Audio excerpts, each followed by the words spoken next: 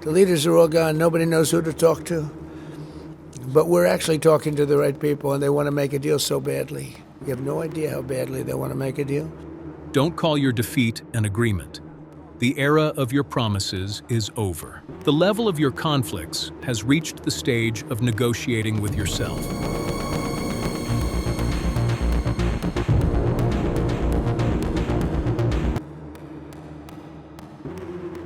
In the midst of an intensifying conflict involving the United States, Iran, and Israel, a sweeping American proposal has emerged, what is being described as a 15-point plan to end the war. On the surface, it presents itself as a structured pathway to de-escalation.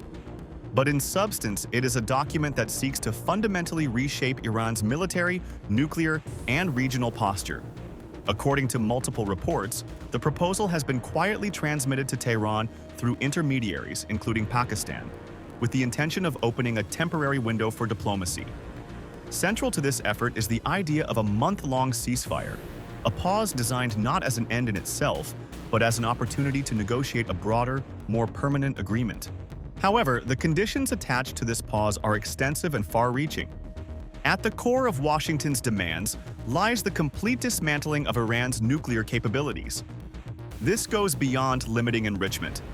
It requires Iran to end uranium enrichment entirely, surrender its existing stockpile of highly enriched uranium, and shut down key nuclear facilities, including Natanz, Fordo, and Isfahan. In addition, Iran would be expected to grant the International Atomic Energy Agency full, unrestricted access to its nuclear infrastructure, ensuring transparency at an unprecedented level. But the proposal does not stop at nuclear issues. It extends into the broader architecture of Iran's regional influence. Tehran would be required to abandon its long-standing proxy network, halting all financial and military support to groups such as Hezbollah. Its ballistic missile program would also face strict limitations, both in range and capacity, effectively curbing one of its most critical deterrence tools. Equally significant is the emphasis on maritime security. The United States has made it clear that the Strait of Hormuz, one of the world's most vital energy corridors, must remain open and function as a neutral passage for global shipping, an issue that carries enormous implications for international markets. In return, the incentives being offered are substantial. The proposal includes the complete lifting of international sanctions, a move that could reintegrate Iran into the global economy after years of isolation. It also suggests American support for Iran's civilian nuclear program, including developments at the Bushehr power plant, and the removal of the controversial snapback sanctions mechanism that has long been a point of contention for Tehran. Yet, if Washington's proposal is ambitious, Iran's response is equally assertive. Tehran has put forward its own set of demands, which reflect not just defensive concerns but a broader vision of regional power.